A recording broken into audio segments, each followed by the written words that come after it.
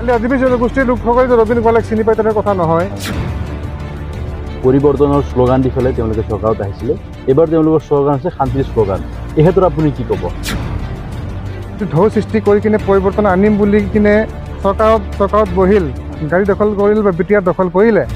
আৰু সেই হিচাপে কিমান পৰিৱৰ্তন হৈছে সকলো BTC-বাসী ৰাইজে বা BTR-বাসী ৰাইজে দেখিবলৈ পাইছে।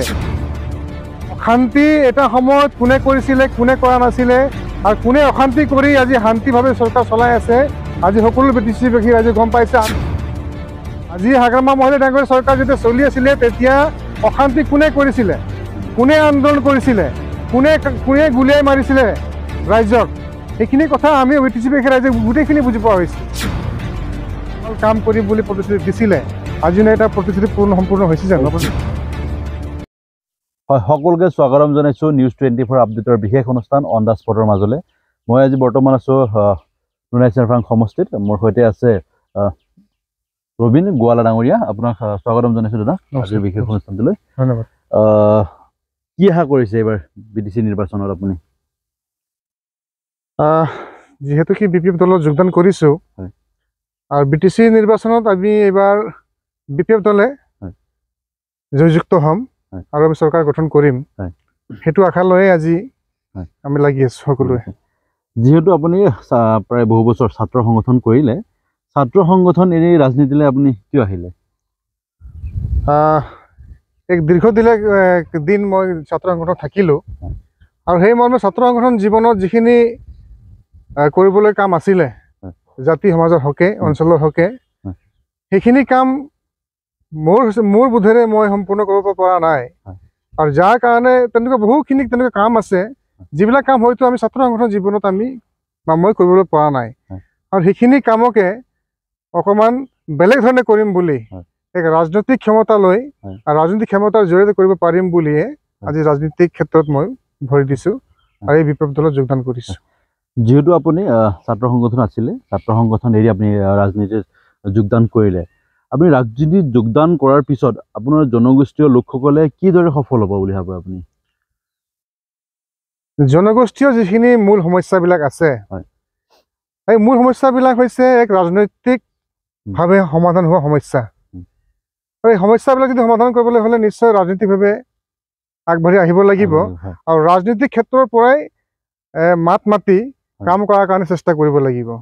নহ'লে কোনো ধৰণৰ আমাৰ ৰাজনৈতিক আমাৰ যিখিনি জনগোষ্ঠীয় সমস্যাবিলাক আছে, আজি জনজাতিকৰণ হওক বা মাটিৰ পত্ৰৰ বিষয়ে হওক বা বাগিচা শ্ৰমিকৰ দৈনিক মজুৰিৰ কথাই হওক বা আমাৰ জনগোষ্ঠীয় ছাত্ৰ ছাত্ৰীসকলৰ শৈক্ষিকৰ ক্ষেত্ৰৰ কথাই হওক, এই যিবিলাক মূল ডাঙৰ সমস্যাবিলাক আছে, এইবিলাক সমস্যা সমাধান কৰিবলৈ হ'লে নিশ্চয় ৰাজনীতিকভাৱে সমস্যাবিলাক সমাধান যিহেতু হ'ব, আৰু তাৰ কাৰণে ৰাজনীতিক ক্ষেত্ৰত এইকাৰণে আহিছোঁ যাতে ইয়াৰ পৰাই মই কিছু হ'লেও 50% হ'লেও শতাংশ হ'লেও মই সমস্যাবিলাক সমাধান কৰিব পাৰিম। আৰু তাৰ কাৰণেহে মই আজি ছাত্ৰ সংগঠনৰ পৰা বিদায় লৈ আজি ৰাজনীতিক ক্ষেত্ৰত মই যোগদান কৰিছোঁ। যিহেতু আপুনি চাহ জনগোষ্ঠীৰ এজন লোক আছিলে, চাহ জনগোষ্ঠী আপুনি সংগঠনত প্ৰতিনিধিত্ব কৰিছিলে, চাহ জনগোষ্ঠীৰ লোকসকলৰ বৰ্তমান মূল সমস্যা বুলি ক'লে আপুনি কি বুলি ক'ব? চাহ জনগোষ্ঠী আদিবাসীৰ মূল সমস্যাই হৈছে প্ৰথম মাটিৰ সমস্যা আছে। তেখেতসকলৰ আমাৰ জনজাতিকৰণৰ সমস্যা আছে, আমাৰ বাগানৰ দৈনিক মজুৰিৰ সমস্যা আছে, শিক্ষা দীক্ষাৰ পৰা আদি কৰি স্বাস্থ্য বিভাগৰ পৰা আদি কৰি অন্যান্য উচ্চ শিক্ষিত হোৱাৰ ক্ষেত্ৰতো বহু ধৰণৰ বাধাৰ সৃষ্টি হোৱা আমি দেখিবলৈ পাইছোঁ। আৰু যিয়ে নেকি আজি আমি তাৰ কাৰণে আমাৰ জনগোষ্ঠীৰ মাজত যিখিনি আমি মানৱ সম্পদ গঢ়িব লাগিছিলে, সেইখিনি মানৱ সম্পদ আমি গঢ়িবলৈ পৰা নাই। তাৰ কাৰণে কিন্তু নিশ্চয় এক ৰাজনৈতিক মানে সমৰ্থন লাগিব, ছাপোৰ্ট লাগিব, টকা পইচাও লাগিব, আৰু ভাল পথ দেখুৱাকে ভাল মানুহৰ প্ৰয়োজন আছে।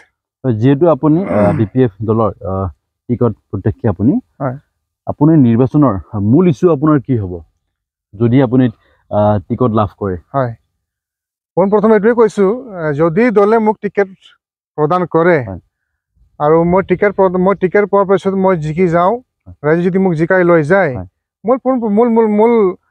মোৰ যিটো উদ্দেশ্য আছে, মোৰ প্ৰথমে থাকিব যে মই আমাৰ জনগোষ্ঠীয় বা আমাৰ এই অঞ্চলত আমাৰ সমষ্টিত মই খালি যে আদিবাসী ছাত্ৰ সংগঠন লিডাৰ এটা আছিলোঁ বুলি তাই কথা নহয়, মই আদিবাসী ছাত্ৰ সংগঠন কৰোৱাৰ সময়তে মই আমাৰ এই ওদালগুৰি জিলা ভিত্তিত যিমানে জাতি জনগোষ্ঠী ধৰ্মাৱলম্বী লোকসকল আছে মই সকলোৰ লগতে মই কাম কৰিছিলোঁ মোৰ এটা সম্পৰ্ক মই গঢ়ি তুলিছিলোঁ আৰু যাৰ বাবে খালি আদিবাসী জনগোষ্ঠীৰ লোকসকলে যে ৰবীন গোৱালাক চিনি পায় তেনে কথা নহয় আমাৰ এই সমষ্টিত থকা বা এই ডিষ্ট্ৰিক্টত থকা সকলো জাতি জনগোষ্ঠী সকলো ধৰ্মৰ লোকসকলে মোক চিনি পায় মোক জানে ৰবীন গোৱালা কি ধৰণৰ মানুহ তেওঁ ইণ্টেনশ্যন কেনেকুৱা জাতিৰ প্ৰতি সমাজৰ প্ৰতি অঞ্চলৰ প্ৰতি গতিকে খালি যে মই মোৰ জাতিৰ কথা খালি চিন্তা কৰিম তেনে কথা নহয় আৰু জাতিৰ মানুহকে খালি যে মই আগুৱাই লৈ যাম তাৰ কাৰণে যে মই ৰাজনীতি কৰিব লাগে তেনে কথা নহয় ইয়াতে থকা আমাৰ সকলো জাতি জনগোষ্ঠী লোকসকলকে যি সমস্যাবিলাক আছে যে আজি যি হিচাপে আমি আগবাঢ়িব লাগিছিল সমষ্টিবাসী ৰাইজ হিচাপে যিখিনি উন্নয়ন প্ৰণয়ন শান্তি হ'ব লাগিছিল আমাৰ সমষ্টিবাসীৰ মাজত আমাৰ সমষ্টিত যিখিনি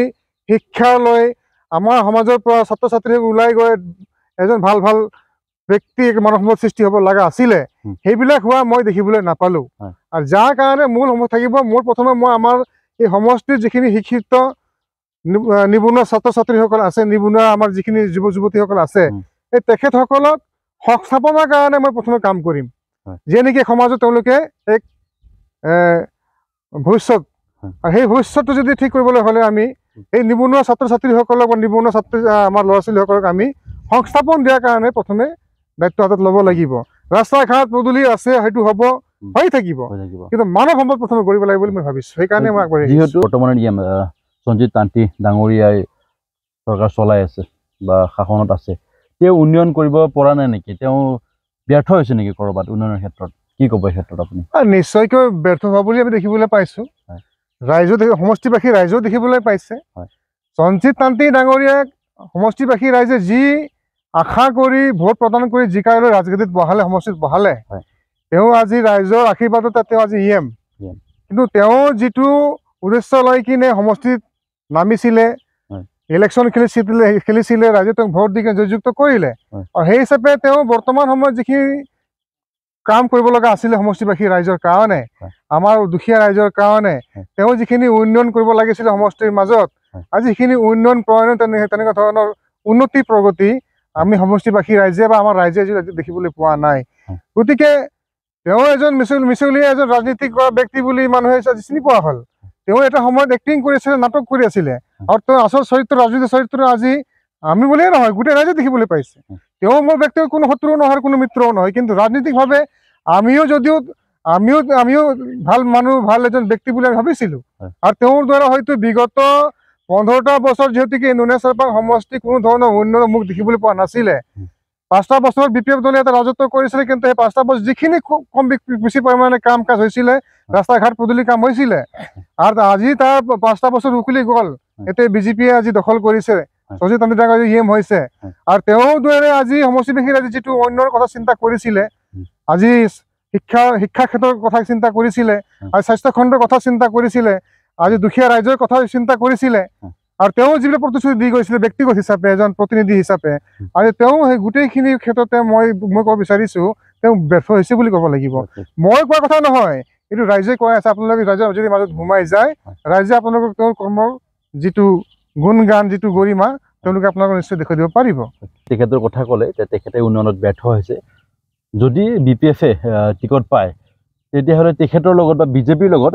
কেনেধৰণৰ যুঁজ হ'ব ৰাজনীতিৰ যুঁজটো আমাৰ ইয়াতে BPF দল হিচাপে যদি হাইকমাণ্ডে মোক টিকেট প্ৰদান কৰে আৰু যদি মই টিকেট পাওঁ আৰু ইয়াতে মোটামুটি ভাল এটা খেল হ'ব কাৰণ ইয়াতে যিহেতু কি BJP টোটেলি আমাৰ সমষ্টিত ফেলা হৈ পৰিছে ব্যৰ্থ হৈ পৰিছে সকলোৱে গম পাইছে আৰু সেই হিচাপে প্ৰতিনিধিতা হিচাপে ইয়াতে এটা ভাল এটা খেল হ'ব ৰাইজে বৰ্তমান বুজি পাইছে গোটেইখিনি কথা আৰু ৰাইজে এইবাৰ নতুন এটা পৰিৱৰ্তন সমষ্টিবাসীৰ ৰাইজে বিচাৰিছে যে আমাৰ এই যিটো সমষ্টিৰ যিখিনি সমস্যা আজি কোনো ধৰণৰ সমাধান নহ'ল মাত্ৰ কোনোবা ব্যক্তিসকলৰ খালি সমস্যাবিলাক সমাধান হ'ল আৰু ব্যক্তিগত স্বাৰ্থ খালি কাম কাজ হ'ল সেইটো আজি সমষ্টিবাসী ৰাইজে বুজিবলৈ পাইছে গতিকে আজি BPF-এ ইয়াতে BPF আমাৰ এই সমষ্টিত প্ৰথম স্থানত থাকিবই আৰু BJPৰ লগত মানে এক গুৰুত্বপূৰ্ণ এটা মানে কণ্টেষ্ট এটা হ'ব আমি দেখিবলৈ পাইছোঁ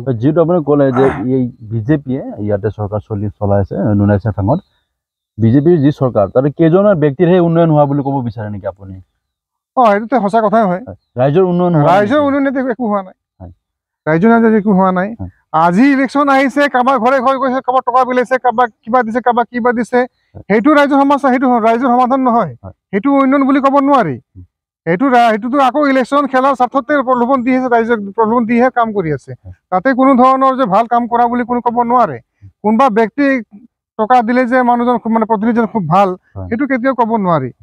কাৰণ ৰাইজে যিটো আশা, যিটো আকাংক্ষা লৈ কিনে প্ৰতিনিধি বাছনি কৰে, ভোট প্ৰদান কৰি জিকাই লৈ যায়, সেই ৰাইজৰ আকাংক্ষা একেবাৰে টোটেলি মানে পানী ফেলিছে বুলি কিনে ক'ব পৰা যায় বৰ্তমান সময়ত আমাৰ সমষ্টিত। যিহেতু BTCত বিজেপিৰ আগ্ৰাসন, UPPL দলৰ শ্লোগান, এই ক্ষেত্ৰত আপুনি কি ক'ব?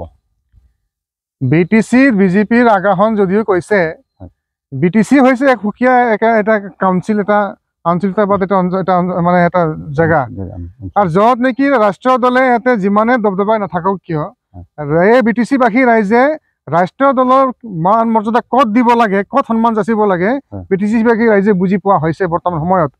আজি ৰাজনীতি আজি আমাৰ BTCবাসী ৰাইজে বুজি পোৱা হৈছে, বা সমষ্টিবাসী ৰাইজে বুজি পোৱা হৈছে। বিজেপিক ক'ত প্ৰাধান্য দিব লাগে, ক'ত সন্মান যাচিব লাগে, ৰাইজে বুজি পায়। যিহেতু কি আমি এটা কাউন্সিলত আছো, এটা আঞ্চলিকতাবাদ আমাৰ অঞ্চলত আমি আছো, ইয়াতে আঞ্চলিকতাবাদ যিহেতু দল চলি আছে, চৰকাৰ চলি আছে, চৰকাৰ ভাঙিছে, চৰকাৰ বনিছে হৈছে, গতিকে সকলো ৰাইজে আঞ্চলিকতাবাদখন বাদ দি কিনে কেতিয়াও ৰাষ্ট্ৰীয় দলৰ লগত BTCৰ লোকসকলে থাকিব, সেইটো মই কেতিয়াও আশা কৰা নাই। গতিকে বিজেপিয়ে তেওঁলোকৰ যিটো ৰাজনৈতিক তেওঁলোকৰ যিটো চিন্তাধাৰাবিলাক আছে, তেওঁলোকে আগন্তুক দিনবোৰ চিন্তা কৰি কিনে হয়তো এইটো মাথা মাৰি আছে, সেইটো মই দেখিবলৈ পাইছো। কিন্তু আজি BTCবাসী ৰাইজে গম পাইছে যে BTCবাসী ৰাইজে BTCত কাৰ চৰকাৰ হ'ব, কাৰ লগত থাকিলে সমূহ উন্নয়ন, শান্তি, প্ৰগতি আমি একেলগে সকলো থাকিবলৈ পাৰিম, সেইখিনি কথা ৰাইজে বুজি পোৱা হৈছে। আৰু একমাত্ৰ সেইকাৰণে এইবাৰ ৰাইজে BPF দলকে বাছনি কৰিছে। আপোনালোকে দেখিবলৈ পাইছে সকলোতে বৰ্তমান BPF দলৰ BPF দলৰ নাম আজি গুণগান চলি আছে। BPL চৰকাৰে পৰিৱৰ্তনৰ শ্লোগান দি পেলাই তেওঁলোকে চৰকাৰত আহিছিলে, এইবাৰ তেওঁলোকৰ শ্লোগান আছে শান্তিৰ শ্লোগান, এই ক্ষেত্ৰত আপুনি কি ক'ব? চাওক, যোৱাবেলি UPPL দলে পৰিৱৰ্তনৰ যি শ্লোগান লৈছিলে, যিটো ঢৌ সৃষ্টি কৰি কিনে পৰিৱৰ্তন আনিম বুলি কিনে চৰকাৰত বহিল, গাড়ী দখল কৰিল বা BTR দখল কৰিলে, আৰু সেই হিচাপে কিমান পৰিৱৰ্তন হৈছে সকলো BTCবাসী ৰাইজে বা BTRবাসী ৰাইজে দেখিবলৈ পাইছে। আৰু বৰ্তমানৰ যি শান্তিৰ কথা তেওঁলোকে লৈ আজি বৰ্তমান আকৌ ইলেকশ্যনৰ এটা ডাঙৰ এটা এজেণ্ডা হিচাপে তেওঁলোকে লৈ কিনে আজি আকৌ ইলেকশ্যন খেলিবলৈ ওলাইছে। অশান্তি এটা সময়ত কোনে কৰিছিলে, কোনে কৰা নাছিলে, আৰু কোনে অশান্তি কৰি আজি শান্তিভাৱে চৰকাৰ চলাই আছে, আজি সকলো BTCবাসী ৰাইজে গম পাইছে, আমি গম পাইছো, যিহেতু আমি নিজে ভুক্তভোগী এজন ব্যক্তি। আৰু কাৰ অশান্তিত তেতিয়া গোটেই BTC অশান্তি হৈছিলে আজি সকলোৱে বুজি পাইছে। গতিকে শান্তিটো আমাৰ মাজতে আছে, ৰাইজে বুজিব হ'ল যে কোনে অশান্তি কৰিছিলে আৰু কোনে শান্তি আনিব পাৰিছে। আজি হাগ্ৰামা মহলে ডাঙৰীয়া চৰকাৰ যেতিয়া চলি আছিলে, তেতিয়া অশান্তি কোনে কৰিছিলে, কোনে আন্দোলন কৰিছিলে, কোনে গুলিয়াই মাৰিছিলে ৰাইজক, সেইখিনি কথা আমি BTCবাসী ৰাইজে গোটেইখিনি বুজি পোৱা হৈছো। আৰু সেইখিনি আজি যিটো শান্তিৰ বাৰ্তা লৈ তেওঁলোকে আজি ওলাইছে, শ্লোগান লৈ ওলাইছে আকৌ ইলেকশ্যন খেলাৰ কাৰণে, এইখিনি কথা গোটেইখিনি মিছা কথা। এই মিছা যিবোৰ প্ৰতিশ্ৰুতি বা মিঠা যিখিনি তেওঁলোকে পৰিৱৰ্তনৰ কথা কৈ আছে, একো পৰিৱৰ্তন আমাৰ ইয়াতে হোৱা নাই। আমাৰ পৰিৱৰ্তন মাত্ৰ হৈছে কোনোবা ব্যক্তিয়ে খালি পৰিৱৰ্তন হ'ব পাৰিছে, কিন্তু ৰাইজে কোনো ধৰণৰ পৰিৱৰ্তন 5টা বছৰত হোৱা আমি কোনো BTCবাসী ৰাইজে বা সমষ্টিবাসী ৰাইজে দেখা নাই। এইটো মই বাৰম্বাৰ আপোনালোকক কৈছো। গতিকে এইবিলাক কথাক লৈ কিনে ৰাজনীতি কৰিলে নহ'ব। এবাৰ ৰাইজে বুজি পাইছে যে কাক লাগে, সেইকাৰণে ৰাইজে কোনফালে যাবলৈ, কেনেকৈ যাব লাগে চিন্তাধাৰা কৰিবলৈ বাধ্য হৈছে। আৰু UPPL চৰকাৰে আদিবাসী চাহ জনগোষ্ঠীৰ লোকসকলক কিছুমান প্ৰতিশ্ৰুতি দিছিলে, তেওঁলোকে বৰ্তমান প্ৰতিশ্ৰুতিসমূহ পালন কৰিব পৰা নাই। এই ক্ষেত্ৰত আপুনি আপোনাৰ অঞ্চলবাসী ৰাইজক বা সমষ্টিবাসী ৰাইজক আপুনি কি আহ্বান জনাব? চাওক, এজন সুনাগৰিক হিচাপে আৰু দলীয় কৰ্মী হিচাপেও আজি ৰাজনৈতিক হিচাপে যিখিনি প্ৰতিশ্ৰুতি দিয়া গৈছিলে বিগত 5টা বছৰত, আজি গোটেই প্ৰতিশ্ৰুতি হিচাপে যদি দেখিবলৈ পাওঁ আমি, তেনেহ'লে কোনো ধৰণৰ প্ৰতিশ্ৰুতি আজি তেওঁলোকে ৰাখিব পৰা নাই। তেওঁলোকে কোনো ধৰণৰ প্ৰতিশ্ৰুতি দি কোনো ধৰণৰ কাম ৰাইজৰ কাৰণে তেনেকুৱা ধৰণৰ কাম কৰিব পৰা নাই।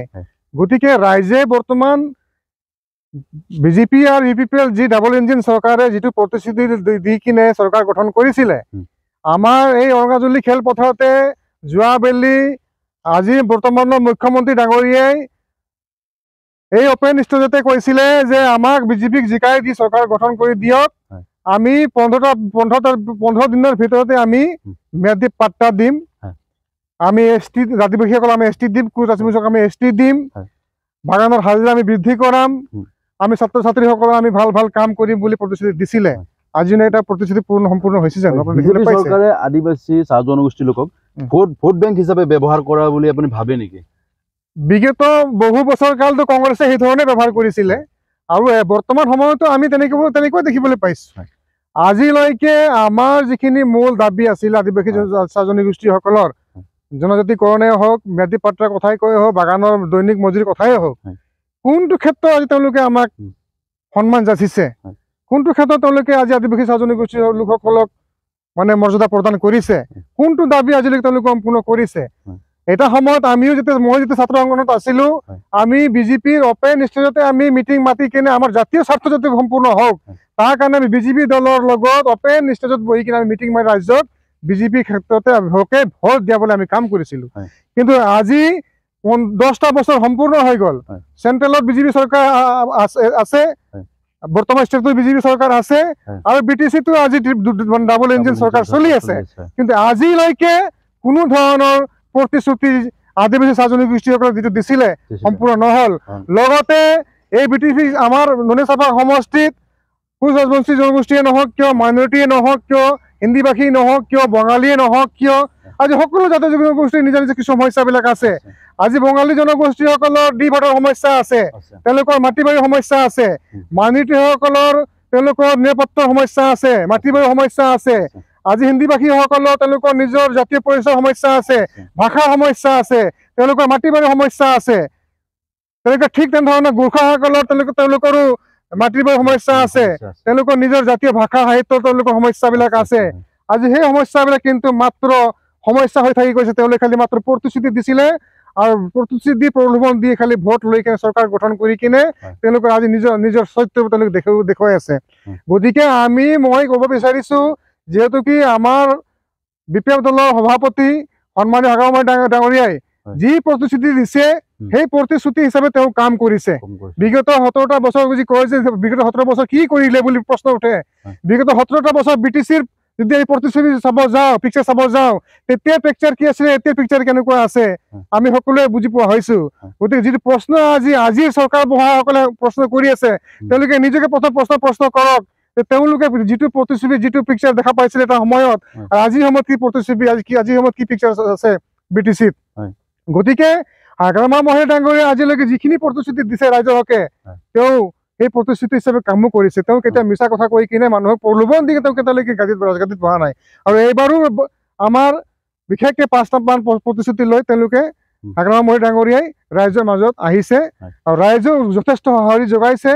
আৰু ৰাইজে বিচাৰিছে এইবাৰ পৰিৱৰ্তন, বিটিচিত পুনৰাই বিপিএফ দলৰ চৰকাৰ হ'ব লাগিব, হাগ্ৰামাৰ মহিলা নেতৃত্বাধীন চৰকাৰ গঠন হ'ব লাগিব।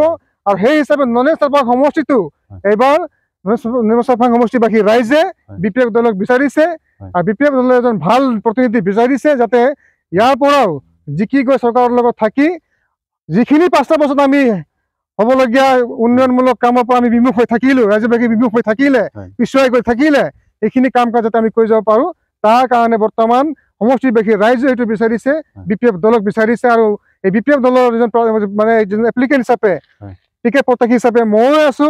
আৰু যদি ৰাইজে যদি মোক আশীৰ্বাদ কৰে, দলে মোক যদি টিকেট প্ৰদান কৰে, তো নিশ্চয় মোৰ যিখিনি মূল এজেণ্ডাবিলাক আছে, উদ্দেশ্যবিলাক আছে, মই নিশ্চয় ৰাইজৰ কাৰণে কৰি যাম। যিহেতুকে মই ৰাইজৰ লগত থকা মানুহ, মই এটা নাটক কৰিবলৈ অহা নাই। কোনোবাই কৈছে যে মই ৰাজনীতি কৰিব, তেনে কথা নহয়। মই ৰাইজৰ দুখবিলাক মই মুখে মুখে চাইছো আৰু ৰাইজক মই একেবাৰে সন্মুখৰ পৰা মই সদায় প্ৰতিনিধিত্ব কৰিছো। মই যাৰ কাৰণে আজি ৰাজনীতি কৰিম বুলি ওলাইছো, তেনে কোনো কথা নাই যে ইচ্ছা কৰিছে মই ৰাজনীতি কৰিব লাগে, সেইটো কথা নহয়। মই বহুত ধৰণৰ সমস্যাবিলাক মই নিজে মোৰ চকুৰ আগত দেখিছো, আৰু যিবিলাক সমস্যা নেকি সমাধান হ'ব পাৰে, কিন্তু কোনো ধৰণৰ প্ৰতিনিধি আজিলৈকে, আজি এই সমষ্টিৰ মোটামুটি 20টা বছৰ কাল হ'ল, কিন্তু 20টা বছৰ কালত যিখিনি আমাৰ সমষ্টিবাসী ৰাইজে প্ৰতিনিধি বাছনি কৰি পঠাইছিলে কোকৰাঝাৰত, কোনো এজনে প্ৰতিনিধিয়ে কিন্তু এই সমষ্টিবাসী ৰাইজৰ কোনো ধৰণৰ দুখ বেদনা, তেওঁলোকৰ সমস্যাবিলাক সমাধান কৰাৰ কাৰণে কোনো ধৰণৰ দায়িত্ব হাতত আমি দেখিবলৈ নোৱাৰিলো। ময়ো ছাত্ৰ সংঘত থাকোঁতে আমি সমৰ্থন দি কিনে প্ৰতিনিধি গঠন কৰিছিলো, কিন্তু তেওঁলোকে কোনো ধৰণে আমাৰ সপোনবিলাক, আমাৰ চিন্তাৰে কোনো তেওঁলোকে সন্মান নাজাছিলে আমাৰ হিচাপে তেওঁলোকে কোনোদিন জনপ্ৰতিনিধি হিচাপে কাম নকৰিলে তেওঁলোকে একমাত্ৰ অহংকাৰতে ফুটানি মাৰোতে তেওঁলোকে সময় নষ্ট কৰিলে আৰু যাৰ কাৰণে আজি নুনেশ্বৰ সমষ্টিটো বেলেগ সমষ্টিৰ দৰে আগবাঢ়ি যোৱা নাই একেবাৰে বহুত পিছুৱাই গৈছে সকলো ক্ষেত্ৰতে গতিকে এইবাৰ সমষ্টিবাসী ৰাইজে পৰিৱৰ্তন বিচাৰিছে ইয়াৰ পৰা বিজেপিক হাত মানে উচ্ছেদ কৰি বিপিএফ যাতে আগ্ৰাসন কৰিব পাৰে তাৰ কাৰণে সমষ্টিবাসী ৰাইজে এইবাৰ বিচাৰিছে এইটো একেবাৰে মূল চিৰন্তন সত্য কথা ধন্যবাদ জনাইছো আমাৰ মাজত উপস্থিত আছিলে নুনাই চেৰফাং সমষ্টিৰ বিপিএফ দলৰ প্ৰাৰ্থী প্ৰত্যাশী ৰবীন গোৱালা ডাঙৰীয়া আপোনাক পুনৰবাৰ ধন্যবাদ জনাই আজিৰ নিউজ 24 আপডেটৰ বিশেষ অনুষ্ঠান অন দ্য স্পট ইমানতে সামৰিছো ধন্যবাদ